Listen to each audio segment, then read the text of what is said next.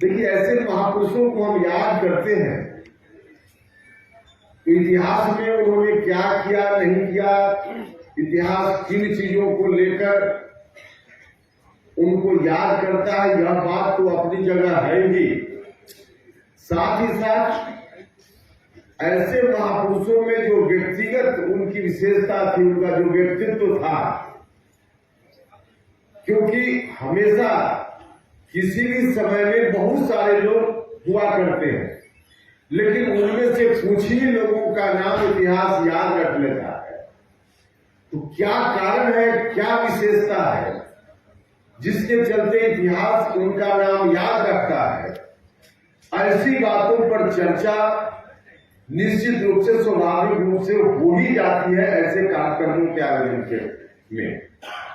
और जब उन चीजों की चर्चा होती है तो अंदर से किसी न किसी रूप में हम प्रेरित भी होते हैं, हमको प्रेरणा मिलती है कि क्या जिस रूप में समाज को दिशा देने के लिए उस समय के महापुरुष ने अपने कर्तव्यों का निर्वहन किया, आज अगर समाज किसी रूप में पीड़ित है, प्रभावित है, संकट से ग्रस्त है, तो हमारी भूमिका किस रूप में हो सकती है, इस बात को सोचते हुए इनसे प्रेरणा हमको मिलती है। और आज हम जब याद करते हैं बाबू कुंवर सिंह जी को, आज की इस तारीख में कितनी वीरता इनके अंदर थी, कितना जोखिम बड़ा काम करते थे। हम सब लोग बचपन से पढ़ते हैं किताबों में, 80 साल की उम्र में इन्होंने अंग्रेजों के दांत खट्टे कर दिए, और उस वक्त एक ऐसा मौका आया जब उनको अपना खुद का हाथ खुद से काट कर अलग करना पड़ा। कितना साहस का काम रहा होगा। बोलने में तो दो लाइन हम लोग बोल जाते हैं, जरा कल्पना कीजिए कितना साहस का काम। आज की तारीख में दुनिया कहां से कहां पहुंच गई है, लेकिन आज भी किसी व्यक्ति को अपना हाथ अगर स्वयं से काटना हो तो क्या स्थिति उसकी हो सकती है। और अंग्रेज से उस वक्त लड़ना, जब पूरे तौर पे अंग्रेज को उस रूप में आए नहीं थे, कंपनी राजनीति चल रहा था, तो उस वक्त उन्होंने तलवार उठाई और किस रूप में लड़ाई को लड़ने का काम उन्होंने किया। इतना जोखिम भरा काम, और उस उम्र में 80 साल की उम्र में नौजवान लोगों को यह बात समझना चाहिए, और बाकी बुजुर्ग लोगों को, नौजवानों को तो यह बात विशेष रूप से समझना चाहिए कि हमारा पूर्वज जब 80 साल में इतना बड़ा काम कर सकता है, तो हम 30-35 की उम्र के लिए हमको क्या क्या करना है। नौजवानों के लिए बड़ा संदेश है, हम उस पूर्वज के वंशज हैं जिसने 80 साल की उम्र में इतिहास लिख दिया था। तो हमारा पूर्वज जब 80 साल की उम्र में इतिहास लिख सकता है, तो 30-35 साल के नौजवानों का कलेजा तो चौड़ा, इस बात को सोचकर हो ही जाता है। लेकिन कलेजा सिर्फ चौड़ा करने का मतलब यह नहीं कि हम भाषण में बहुत दोनों हाथ ऊपर उठाकर जिंदाबाद कर दे, इससे नहीं है। समाज में जब आवश्यकता पड़े तो वहां उसी रूप में हम अपनी ताकत को कैसे लगाएं, इस बात का संदेश वहां से ग्रहण करने की जरूरत है। और बुजुर्ग लोगों के लिए आजकल तो हम देखते हैं कि कई लोग हमारी पार्टी या पार्टी से बाहर भी 50 साल से ऊपर होते हैं, तो कहते हैं कि अब हमारा कितना दिन बचा हुआ है, जल्दी टिकट का उपाय हो जाता है। अरे 50 साल की उम्र में आप ऐसा क्यों सोचते हैं भाई? टिकट का उपाय हो एक अलग विषय है, लेकिन उम्र से मत जोड़िए ना उसको।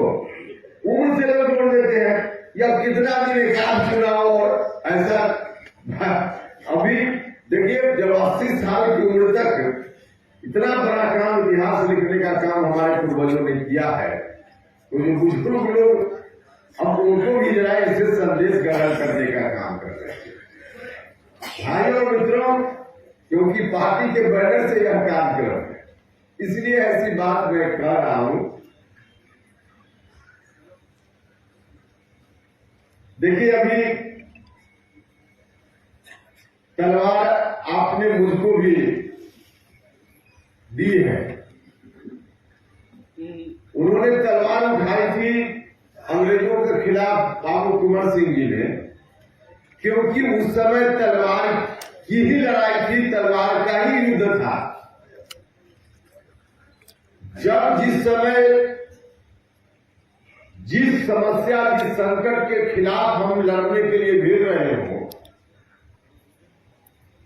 तब उस वक्त उस संकट को समाप्त करने के लिए, मिटाने के लिए, उस संकट को दूर करने के लिए किस अस्त्र का इस्तेमाल हो सकता है, अस्त्र के इस्तेमाल का जो तरीका है या अस्त्र भी समय समय पर यह बदलता है।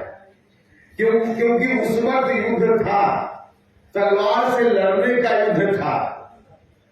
लेकिन आज समाज में जिन संकट से हम जूझ रहे हैं, जिन संकटों से इस समाज को बाहर निकालना है, आज की तारीख में तलवार लेकर हम अगर वास्तव में निकल जाए सड़क पर, तो मैं समझता हूं कि हम न्याय करने की जगह न्याय ही न कर बैठे शायद।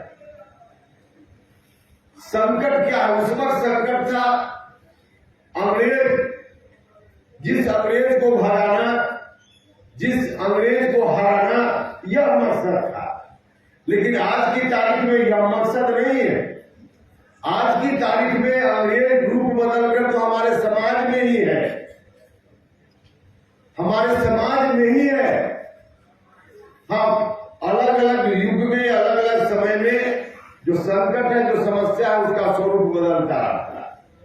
तो उस वक्त साक्षात संकट के रूप में, समाज में समस्या के रूप में अंग्रेजों से लड़ना, यह हमारा दायित्व था। लेकिन आज की तारीख में हम कोई विदेशी दुश्मन से लड़ना अभी फिलहाल नहीं है। विदेशी दुश्मन से लड़ने के लिए तो हमारी सेना लड़ रही है, जरूरत के हिसाब से। उसके लिए तो जो व्यवस्था डेमोक्रेसी में हो सकती है, वो व्यवस्था हो चुकी है। हमारा देश अब उस रूप में नहीं है, बहुत हम आगे बढ़ रहे हैं।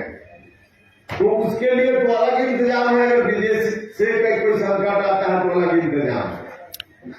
लेकिन हम सब लोग जो यहाँ बैठे हुए हैं, हम सब लोग जो यहाँ हैं, आज हम सब लोगों को लड़ाई, युद्ध लड़ने का काम उस रूप में नहीं करना है, क्योंकि उस रूप में युद्ध हमारे सामने है ही नहीं।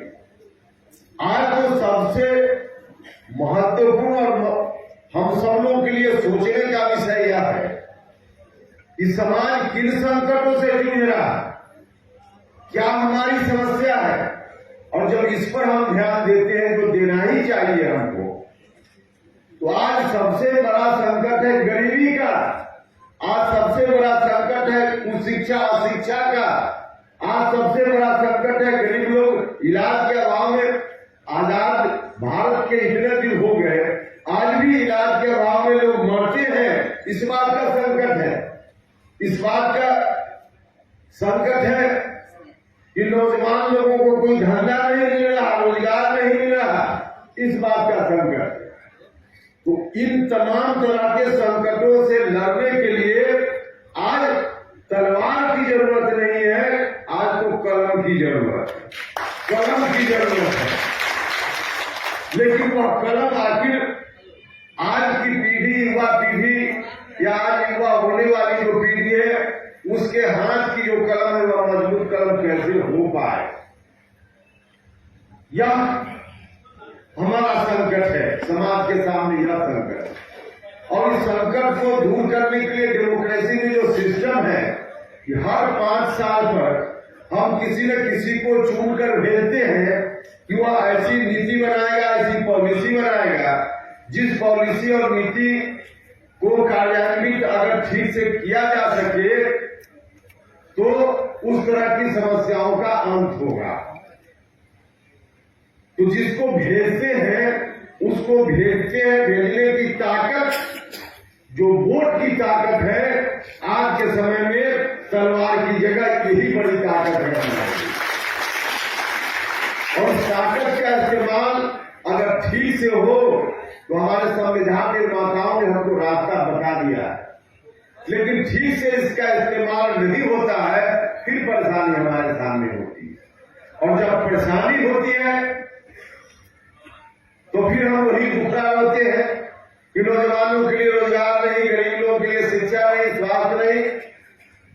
देखिए, नौजवानों के लिए रोजगार, गरीब लोगों को शिक्षा ठीक से मिले, समाज के सभी वर्ग के लोगों को उचित अधिकार मिले, गरीब लोगों की मौत इलाज के अभाव में न हो पाए, तो इन बातों के लिए कभी भी हम सब, मैं आप सब लोगों से आग्रह करना चाहता हूं, यहाँ पार्टी से जुड़े लोग भी हैं और पार्टी के आमंत्रण पर दूसरे लोग भी उपस्थित हैं। देखिए, हम जिसको जिताकर भेजते हैं और उनसे अपेक्षा करते हैं कि ऐसी पॉलिसी बनाएंगे जिससे लोगों का भला हो समान रूप से। इन मुद्दों के आधार पर कभी वोट देने दिलाने का काम ही नहीं होता। हम वोट देने लगते हैं दूसरा, कभी जात के आधार पर, कभी और बात के आधार पर। भाइयों और मित्रों, यदि नौजवानों के लिए रोजगार का इंतजाम होना है, गरीबों के लिए शिक्षा स्वास्थ्य का इंतजाम होना है, समाज में बराबरी हो इस बात का इंतजाम होना है, तो इन चीजों को मुद्दा बनाकर हमको वोट देने का काम करना पड़ेगा। और जब तक इन चीजों को मुद्दा बनाकर वोट देने का काम, जो अधिकार हमारा है, उसका इस्तेमाल नहीं करेंगे, तब तक नहीं हो सकता है जिसकी अपेक्षा हम करते हैं। वैसा समाज हम नहीं बना पाएंगे जैसा समाज बनाने की कल्पना आजादी के दीवानों ने, जिन लोगों ने इस देश को आजादी दिलाई लड़कर, उन लोगों ने जो परिकल्पना की थी, उसके अनुकूल समाज का निर्माण हम नहीं कर सकते। आज क्या हुआ है, हम शिक्षा की बात करते हैं। एक आध उदाहरण देकर मैं आपको बताना चाहता हूं। आरोप लगाने के लिए भले हम लोगों के ऊपर भी आरोप लगता है, वो अलग बात है। आज का एजेंडा नहीं है, उस पर बहुत चर्चा करने की जरूरत नहीं है, लेकिन जिनको मौका आप सब लोगों ने दिया, मौका दिया है। अब देखिए, अभी हम शिक्षा की बात करते हैं। शिक्षा को लेकर हम और हमारे साथी आज अधिकांश बैठे हुए हैं, हम सब लोगों ने मिलकर शिक्षा को लेकर जितना अभियान चलाया बिहार में, जो अभियान हम लोग चला रहे थे, और उस अभियान के दौरान जो डिमांड सरकार से हम लोग रख रहे थे, किसी भी साथी के घर में अगर पुराना वाला मांग पत्र हमारा होगा तो उसको उलट कर देखिएगा, मीडिया के बंधुओं के पास भी होगा। उसमें सबसे पहली मांग जो हमारी थी कि शिक्षकों की बहाली की जो प्रक्रिया राज्य सरकार ने अपनाई है, उस बहाली की प्रक्रिया को अविलंब बिहार की सरकार समाप्त करे और उसकी जगह बीपीएससी या उस तरह का कोई आयोग बनाकर शिक्षकों को बहाल करने का काम सरकार करे। यह पहली मांग हमारी थी, पहली हमारी मांग थी। उस वक्त हमारी मांग पर सरकार ने ध्यान नहीं दिया, लेकिन आज 17-18 साल के बाद नीतीश कुमार जी 2005 से मुख्यमंत्री, 2006 में जब मुख्यमंत्री बनने के साल भर के बाद ही नीतीश कुमार जी ने 2005 में मुख्यमंत्री बने, 2006 में उनका वादा था सरकार बनने के पहले का जो घोषणा था कि शिक्षा में हम ऐसा इंतजाम करेंगे, क्योंकि उस वक्त हम भी घोषणा पत्र बनाने वालों में शामिल होते थे। अच्छी से अच्छी शिक्षा, गुणवत्तापूर्ण शिक्षा सरकारी विद्यालयों में देने के लिए हम इंतजाम करेंगे। उनके घोषणा पत्र में सरकार बनने के बाद सबसे पहली बार शिक्षा के संदर्भ में जो बात होने लगी सरकार की ओर से, डिग्री लाओ और नौकरी पाओ, डिग्री लाओ और नौकरी पाओ। हमने उसी समय कहा था कि यह जो पॉलिसी है डिग्री लाओ और नौकरी पाओ, इस पॉलिसी का परिणाम यह होगा कि शिक्षा की व्यवस्था जितनी आज ठीक है वह भी पूरे तौर पे समाप्त हो जाएगी, डूब जाएगी। क्योंकि उस तरह से शिक्षकों की बहाली का मतलब ही था कि अच्छे शिक्षक, गुणवत्तापूर्ण शिक्षक नहीं आ पाएंगे स्कूल में, क्योंकि डिग्री लाओ, नौकरी पाओ। उस तरह से शिक्षकों की बहाली होगी तो अच्छे शिक्षक नहीं आएंगे। नियोजित शिक्षक जिनको अपने परिवार, शिक्षक बनने के बाद भी उनका परिवार कैसे चले, इतना भी पैसा उनको नहीं अगर सरकार देती है तो परिवार की चिंता में रहेंगे, तो बच्चों को क्या पढ़ाएंगे। तो शिक्षक बहाल होंगे, उनकी बहाली की प्रक्रिया का परिणाम की शिक्षा और डूब जाएगी, अच्छे लोग नहीं आएंगे। और दूसरा कि उनको पूरा वेतनमान सरकार नहीं देगी, थोड़ा सा पैसा देगी, तो अपनी समस्याओं, व्यक्तिगत समस्याओं से जूझते रहेंगे, तो क्या स्कूल में पढ़ाई होगी। तो हमने उस वक्त भी एतराज व्यक्त किया था और नतीजा है आप सब लोगों के सामने। किस तरह की स्थिति बन गई सरकारी विद्यालयों की। और इतना दिन कहते कहते कहते कहते हम लोग की बात पर नहीं ध्यान दिया नीतीश जी ने, और अभी जाकर 15-20 दिन पहले जो इनकी खुद की पॉलिसी 2006 में थी, शिक्षकों की बहाली हम कैसे करेंगे, उसको उलट करके, और जो बात हम उस समय कह रहे थे अब जाकर सरकार ने स्वीकार किया है। और उसके हिसाब से अब नीतीश कुमार जी ने निर्णय लिया कि हम सरकारी विद्यालयों में शिक्षकों को बहाल हम आयोग के माध्यम से करेंगे, आयोग के माध्यम से करेंगे। माननीय मुख्यमंत्री जी, इतने दिनों में यह बात आपको समझ में आई, 17-18 साल में यह बात समझ में आई, और 17-18 साल में अगर यह बात समझ में आई, पॉलिसी में आपने परिवर्तन किया इसका मतलब ये कि उनको लगा, भले देर से सही, लेकिन उनको लगा कि जो हमने पहले किया था वह गलत था। हम लोगों की बात पर ध्यान देकर नहीं समझे थे, लेकिन इतने दिनों के बाद उनको लगा कि हमने गलत किया, तभी तो परिवर्तन किया, अन्यथा क्यों परिवर्तन करते। परिवर्तन किया इसका मतलब उनको लगा कि गलत हुआ था। तो आदरणीय मुख्यमंत्री जी, गलत था आपको एहसास हुआ तो आपने परिवर्तन किया, यह बात ठीक है। लेकिन इतने 15-17 वर्षों में जिन बच्चों का भविष्य आपने बर्बाद कर दिया, उनके भविष्य को संभालने का काम कैसे हो पाएगा। दुनिया की कोई ताकत सरकारी स्कूल की इस दुर्दशा के कारण जो बच्चों का भविष्य जो बर्बाद हो गया होगा, दुनिया की कोई ताकत उनके भविष्य को फिर से लौटाने का काम नहीं कर पाए। कितना नुकसान होता है एक निर्णय के कारण। भाइयों और मित्रों, अब कई निर्णय नीतीश कुमार जी स्वयं बदल रहे हैं। तो इतने दिनों के बाद उनको इस बात का एहसास हुआ है, हो रहा है। इसका मतलब कि 15 साल 18 साल इन्होंने बिहार के नौजवानों का पूरे तौर पे बर्बाद कर दिया। अब इतने दिनों की भरपाई को कोई नहीं कर पाए, और जब नहीं कर पाएगा, अब इनका समय तो खत्म हो रहा है। तो खत्म होने के बाद भी अगर जनता के हाथ में देकर के सीधे कहते कि अब हम यहाँ से विदा होना चाहते हैं, वह बात अपनी जगह थी।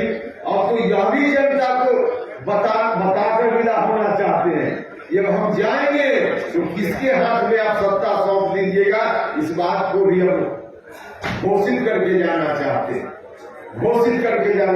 हैं। और जब इस तरह की घोषणा उन्होंने की, उसी वक्त हम सब लोगों ने मिलकर विचार किया कि नीतीश कुमार जी तब हम उनकी पार्टी में थे। हमने कहा कि आपका कोई निर्णय हम लोग मान सकते हैं, लेकिन आपके इस निर्णय को हम लोग स्वीकार नहीं करेंगे। इस निर्णय के कारण बिहार फिर से बर्बाद होगा। 2005 के पहले की स्थिति में बिहार फिर से लौट जाए, इसको हम लोग कभी बर्दाश्त नहीं करेंगे। क्योंकि उन हाथों में आप सौंप दीजिएगा, आप चाहते हैं उन हाथों में सौंपना जिन हाथों ने बिहार में क्या क्या नहीं खेल किया, फिर से उन्हीं हाथों में बिहार को सौंपने की बात। तब हम लोगों ने एतराज व्यक्त किया, यह नहीं हो सकता। इसको हम लोग नहीं मानेंगे और फिर निकल कर वहां से हम लोग आ रहे हैं। हम आप सब लोगों से भी आग्रह करते हैं कि बिहार अगर किसी कारण से फिर से उन्हीं लोगों के हाथों में चला गया, वो अभी तो 20 साल हम लोग चर्चा कर रहे हैं कि पीछे कर दिया नीतीश जी ने, उसके बाद कितना साल बिहार पीछे चला जाएगा कल्पना भी नहीं की जा सकती, कल्पना भी नहीं की जा सकती। इसलिए उन हाथों में बिहार को नहीं जाने देना चाहिए। इस बात का संकल्प हमको आज बाबू कुंवर सिंह जी को याद करते हुए लेना चाहिए। आज इस बात की जरूरत है, उन हाथों में नहीं जाने देगा। और इसलिए जब हमने निर्णय लिया तो कई लोग कहते हैं, विरोधी भी कहते, कई जगह से हम लोग सुनते रहते हैं मीडिया के माध्यम से कि उपेंद्र कुशवाहा तो हमेशा बदल जाते हैं। अरे भैया, उपेंद्र कुशवाहा बदला जरूर है, लेकिन दूसरे लोगों की तरह एक कुर्सी को छोड़कर दूसरी कुर्सी को सुरक्षित रखने के लिए उपेंद्र कुशवाहा कभी नहीं करता। हम क्या दिक्कत थी हमको? सामान्य तौर पर जो राजनीति लोग करते हैं जिस तरह से, उस तरह से अगर हम भी सोचते तो हमको क्या दिक्कत है? लोग एमएलए बनने के लिए, एमपी बनने के लिए, एमएलसी बनने के लिए क्या क्या नहीं करते। और उपेंद्र कुशवाहा तो राज्यसभा की सदस्यता 4 साल बची हुई थी, उसको छोड़ करके चला आता। इस बार भी लगभग 2 साल हुआ था, हम तो लेंगे बिहार विधान परिषद के सदस्य। हमको क्या दिक्कत थी? सिर्फ इतना ही था कि जनता के इन सवालों को हम ओझल होते देखते रहते और हम आराम से अपना ठंडागर में जीवन बिताते रहते। हमने सीखा है ऐसे महापुरुषों से, हमने सीखा है ऐसे महापुरुषों से जोखिम लेने की जरूरत हो तो जोखिम लेना चाहिए, लेकिन समाज के सवालों पर समझौता नहीं करना। समाज के सवालों पर समझौता नहीं करना।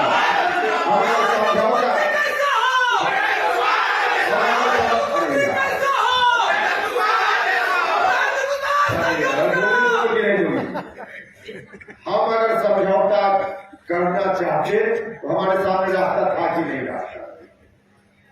हमको जगह ढूंढना नहीं था, जगह हमको मिली हुई थी, हम आराम से वहां रह सकते थे। सिर्फ इतना ही था कि नीतीश जी कहते लालटेन साहब जिंदाबाद, तो हमको भी कहना पड़ता जिंदाबाद जिंदाबाद, यही कहना पड़ता। और क्या हमको दिक्कत थी? लेकिन इसके लिए राजनीति नहीं करते, हमारे पूर्वजों ने सिखाया। और जोखिम की बात हम कर रहे हैं आज बाबू कुंवर सिंह जी को याद करते हुए। 80 साल की उम्र में उन्होंने इतना बड़ा जोखिम उठाया, तो जिसको भी नौजवान लोग यहाँ है, जिसको जोखिम नहीं उठाना हो, उसको तो राजनीति में, पॉलिटिकल पार्टी में झांकना भी नहीं चाहिए, झांकना भी नहीं चाहिए। जो जोखिम उठा सकता हो, जोखिम उठाने का मन विचार जिसका हो, उसी को राजनीति में आने के बारे में सोचना चाहिए, उसी को सोचना चाहिए। तो जोखिम तो पग पग पर है और जोखिम उठाना चाहिए। हमने इसीलिए जोखिम उठाने का कहा कि समाज के साथ जिस तरह की स्थिति बनने वाली थी, हम उससे समझौता नहीं कर सकते और इसीलिए हम छोड़कर चले हैं, इसीलिए छोड़कर चले हैं। तो भाई और मित्रों, अब दूसरे लोग अगर कहीं कहे, हम चर्चा के साथी कर रहे हैं कि क्यों छोड़ दिए, तो अपने लिए अगर करना होगा तो छोड़ने की जरूरत नहीं थी, बिहार के लिए करना है इसलिए छोड़ने की जरूरत थी, और इसलिए हम छोड़ रहे हैं। हम आप सब लोगों से आग्रह करना चाहते, इतने दिनों के बाद नीतीश कुमार जी को एहसास हो रहा है कि हमसे गलती हुई। एक नहीं, अनेक उदाहरण, हमने एक उदाहरण सिर्फ आपके लिए जानकारी के लिए बताया। कई डिसीजन अब बदल रहे हैं, तो बदल रहे हैं, अब तो बदलते बदलते डिसीजन क्या, अब तो खुद ही नीतीश कुमार जी इतना बदल गए, क्या थे नीतीश जी, कहां चले गए, क्या कहकर इतने दिनों तक वोट लिया बिहार में, और पिछले विधानसभा चुनाव तक यही कहकर वोट लिया। नौजवान मित्रों से कहते थे सभाओं में कि जाकर अपने बाप से पूछना कि 15 साल पहले कैसा चल रहा था, तब वोट देने का काम करना। तो नीतीश जी 15 साल को अभी आप वोट लिए 2020 में 15 साल का नाम 15 साल यही कहा था कि नहीं कहा? अभी तक आप वोट लिए और आप उसी 15 साल और 15 साल वाला के पिताजी आपसे उम्र में ज्यादा बड़े भाई की तरह लाल जी को आप कहते थे, और उनके बगल में अगर उनके बगल में बैठना होता तो नीतीश जी ठीक भी था कुछ देर के लिए, आपकी मर्जी। अब तो आपके बेटा के उम्र का है, उसके बगल में बैठकर उसका जिंदाबाद करने में लगे हुए हैं और भारत के प्रधानमंत्री हैं। अब बताइए इससे भी बड़ा मजाक कुछ हो सकता है क्या? इससे बड़ा मजाक कुछ नहीं हो सकता। देखिए जिस धरातल पर हम हैं, जिस बेस पर है, यह बेस मजबूत है तभी जाकर यहाँ से तीर चला सकते हैं, और बेस ही इतना कमजोर है कि कुछ भी नहीं बर्दाश्त करने वाला है, तो कहां से तीर चलने वाला है? तो बेस इनका खुद का खत्म है। अब जनता दल में कुछ है। जब हम लोग छोड़ रहे थे तो जिन बातों को कहकर हम लोगों ने जनता दल को छोड़ा, ठीक वही बात बाद में कई लोगों ने जनता दल को छोड़ते हुए कही। श्रीमती मीना सिंह जी ने इस्तीफा किया, जेडीयू की नेत्री थी, पूर्व सांसद, उन्होंने इस्तीफा किया, तो ठीक वही बात उन्होंने भी की जो बात हम लोग कर रहे थे, ठीक वही बात। तो कुल मिलाकर जनता दल का कुछ बचा नहीं। सत्ता के लोग लालच में कुछ लोग हैं वहां, बस कुछ दिन तक जब लग जाएगा या समय बहुत कम बच गया तो कोई वहां नहीं रहने वाला। कई लोग तो हम लोगों से भी कनेक्शन में, बहुत सारे लोग हम लोगों से भी कनेक्शन में, लेकिन जो कनेक्शन में है अगर ईमानदारी से ठीक नियत से आगे रहेंगे, ऐसा हम लोग समझेंगे, तब उनका कनेक्शन हम लोग मजबूत करेंगे, वरना नहीं मजबूत करेंगे।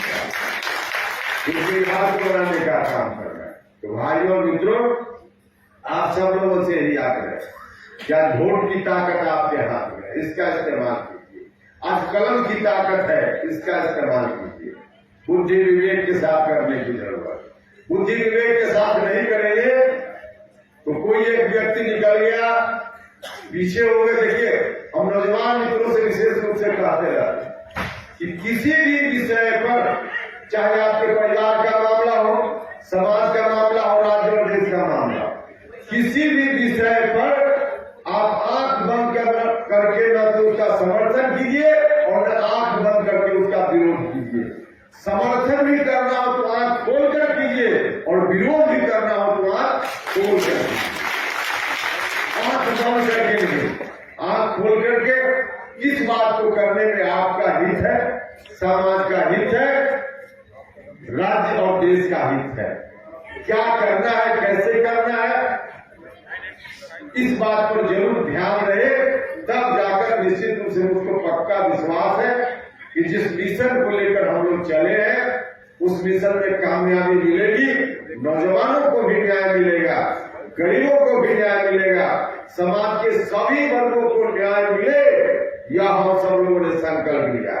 समाज के सभी वर्गों के लिए न्याय मिलेगा, सभी वर्ग के लोगों के लिए, सभी वर्गों को न्याय मिले ताकि बढ़िया से बढ़िया समाज हमारा